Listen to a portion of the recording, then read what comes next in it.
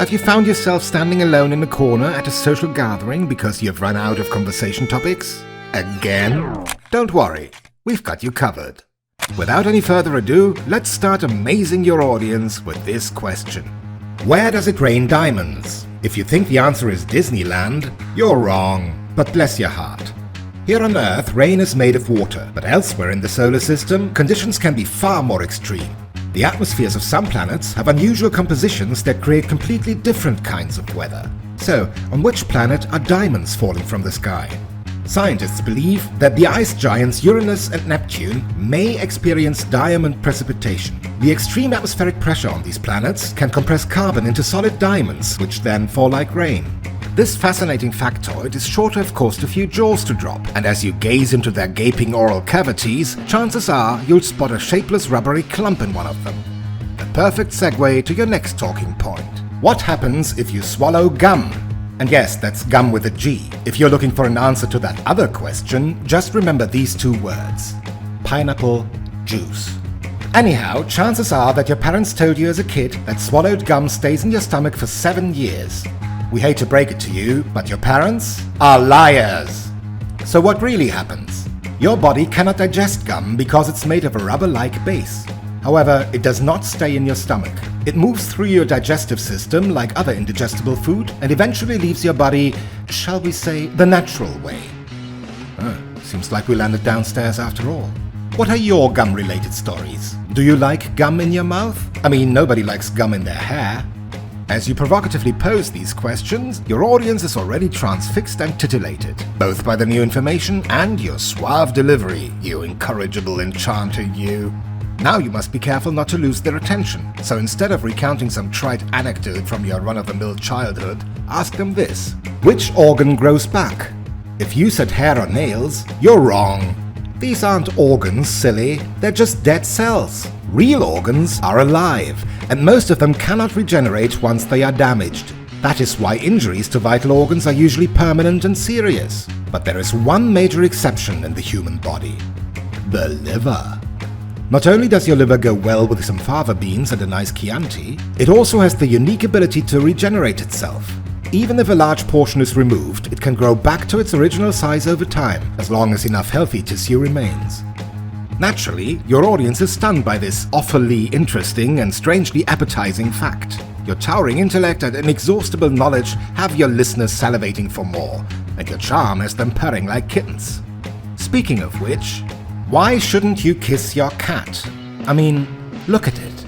Its stride so elegant, its silken fur so soft, its eyes so mysterious and inviting, longing, begging you to come closer with the promise of boundless passion. Yeah, why shouldn't you kiss your cat? That's why. Cats can carry bacteria and parasites in their mouths and saliva that are harmless to them, but not to humans.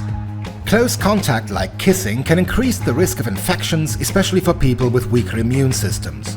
And there's always the risk of getting your face slashed if Puddikins feels it needs improvement. So, as hard as it seems to resist the urge, don't kiss your cat. The air is now pregnant with the pungent smugness oozing from the dog owners in the room, so you politely remind them that our canine comrades are as horrendous a health hazard as our feline friends and should not be osculated either. Of course, this sparks a heated debate about the age-old question of whether cats or dogs are worse, but before it escalates into open violence, you unite the warring factions by reminding them that they have a common enemy. After all, what is the deadliest animal in the world? If you think of snakes, sharks, or hippos, you're wrong. Don't get me wrong, you should steer clear of all of those, but their kill count is pathetic compared to the true mass murderer, the mosquito.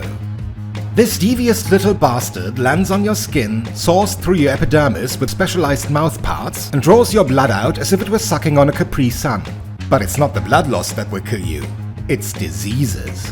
Mosquitoes transmit illnesses like malaria and dengue fever, causing hundreds of thousands of deaths each year. By the way, all male mosquitoes are vegetarians. Only females drink blood because it helps them to produce eggs. That last bit came dangerously close to inviting sexist remarks from the less enlightened members of your audience. You mustn't give these troglodytes any opportunity to cut in, so you stay on topic and continue with Why do mosquitoes prefer some people? If you think it's because some people are better than others, you're wrong. Also, I'm very disappointed in you and you should take a serious look at your life choices. But the fact that mosquitoes bore through the skin and gorge themselves on the blood of certain people while they leave others unscathed is not just bad luck. There are real biological reasons for it. Mosquitoes are drawn to factors like body odor, carbon dioxide output, skin temperature, and even genetics. People who exhale more carbon dioxide or produce certain skin chemicals are simply more noticeable to them. By now, you are the star of the evening, but entertaining the troops is tiring business and you prepare to take your leave. But they don't want to let you go. You are so interesting. So you let yourself be persuaded to share one more intriguing tidbit. What happens if you never leave your house? Staying at home for a day or two is normal for most people. And thanks to the internet and the ubiquity of delivery services, you could practically do your work and grocery runs from home. What a time to be alive. But what would happen if you never went outside at all? If you think you'd be fine, you're wrong. If you locked yourself away from the outside world, the lack of sunlight would reduce your vitamin D levels, which affects energy, mood, and bone health. Even your sleep cycle can shift because your body loses natural light cues. Limited social contact can also impact mental health, increasing feelings of isolation, anxiety, or depression. Because, like it or not, we're social animals, hardwired for human interaction. So get your plump posterior out of that rotten recliner and touch some grass.